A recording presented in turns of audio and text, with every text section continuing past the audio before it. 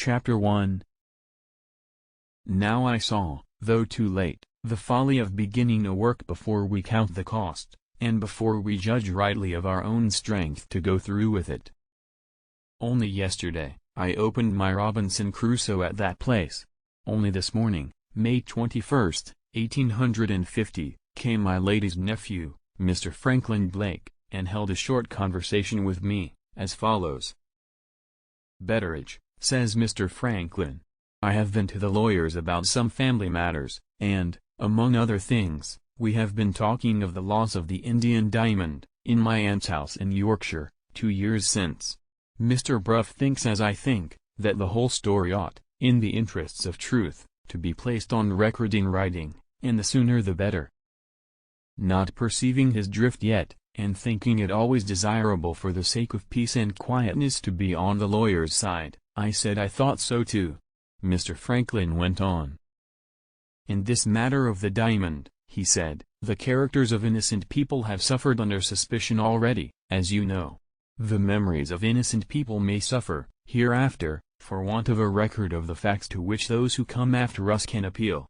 There can be no doubt that this strange family story of ours ought to be told. And I think, Betteridge, Mr. Bruff and I together have hit on the right way of telling it. Very satisfactory to both of them, no doubt. But I failed to see what I myself had to do with it, so far. We have certain events to relate," Mr. Franklin proceeded. "And we have certain persons concerned in those events who are capable of relating them. Starting from these plain facts, the idea is that we should all write the story of the Moonstone in turn, as far as our own personal experience extends, and no farther.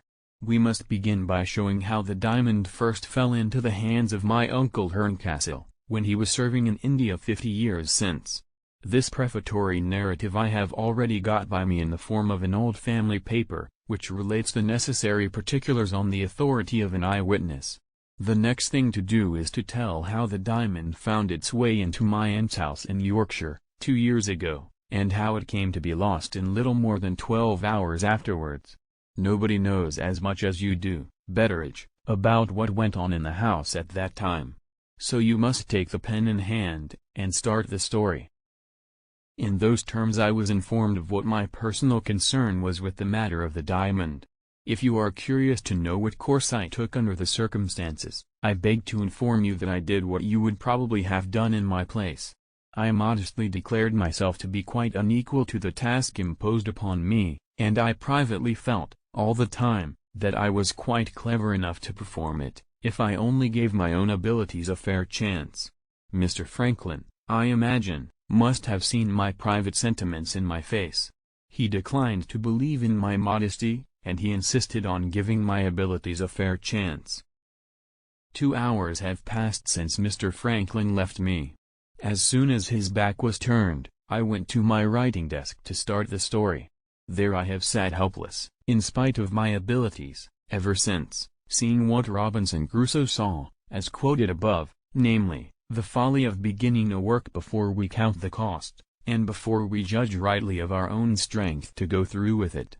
Please to remember, I opened the book by accident, at that bit, only the day before I rashly undertook the business now in hand, and, allow me to ask, if that isn't prophecy, what is?